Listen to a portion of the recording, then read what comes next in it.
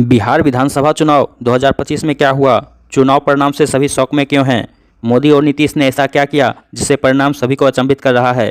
तेजस्वी यादव ने ऐसा क्या गलती किया जिससे आरजेडी को धूल में मिल गई? क्यों चिराग पासवान फिर चमके? कांग्रेस का सफाया क्यों हुआ? ओवैसी के एनडीए को मदद पहुंचाए हैं। प्रशांत किशोर अब क्या करेंगे? राजनीति से संन्यास या कोशिश जारी रखेगी? नमस्कार दोस्तों, आपका स्वागत है। आज हम इन्हीं बातों पर विश्लेषण करेंगे। जैसा कि आपको पता है कि 14 नवंबर को बिहार विधानसभा चुनाव 2025 के नतीजे का ऐलान हुआ। नतीजे में एनडीए गठबंधन को बम्पर बहुमत मिला है, जबकि महागठबंधन धूल में मिल गई है। बिहार विधानसभा का चुनाव कुल 243 सीटों पर हुआ था, जिसमें बीजेपी को 91 सीट मिला है, नीतीश कुमार 85 सीट पर, चिराग पासवान 20 सीट पर जीते हैं। एनडीए गठबंधन बहुमत का आंकड़ा जो 122 सीट का है, उसे काफ़ी आगे निकल चुका है। आरजेडी को सिर्फ 30 सीट मिला है। प्रशांत किशोर जो जनसुराज पार्टी के संस्थापक हैं, उन्हें 0 सीट मिला है। उन्होंने 3 साल तक बिहार में पैदल चलकर जनता को जागरूक किया था।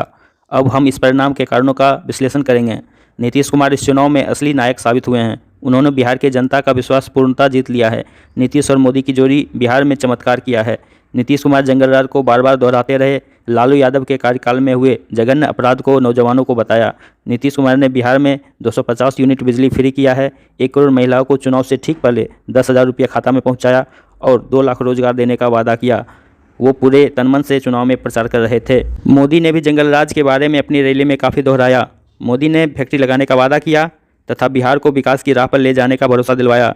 बीजेपी के सभी मुख्यमंत्री, केंद्र के सारे नेता बिहार में पूरी ताकत झोंक दिया।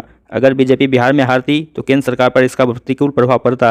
अब मोदी सरकार अच्छे से चल सकती है। चिराग पासवान का किस्मत फिर से चमक गया है। वो युवाओं में काफ़ी लोकप्रिय हैं। एनडीए गठबंधन का इलेक्शन मैनेजमेंट काफ़ी कमाल का था।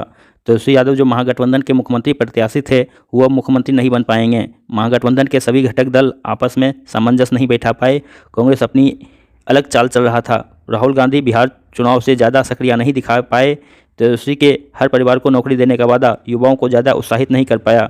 जंगलराज का जो बात एनडीए के दल कर रहे थे, उसका भी व्यापक प्रभाव पड़ा। मुकेश सहनी को उप मुख्यमंत्री पद देने की घोषणा करना, जबकि मुस्लिम प्रत्याशी का उप मुख्यमंत्री न होना, यह भी एक असर डाला है। प्रशांत किशोर ने बिहार में पदयात्रा की, जनता को जागरूक किया, फिर भी एक भी सीट नहीं जीत पाए। उनके पार्टी के नेता तो बहुत काबिल थे, लेकिन ग्राउंड पर काम करने वाले कार्यकर्ता नहीं थे। उन्होंने मुद्दे सभी सही उठाए, लेकिन ग्राउंड पे काम नहीं हुआ।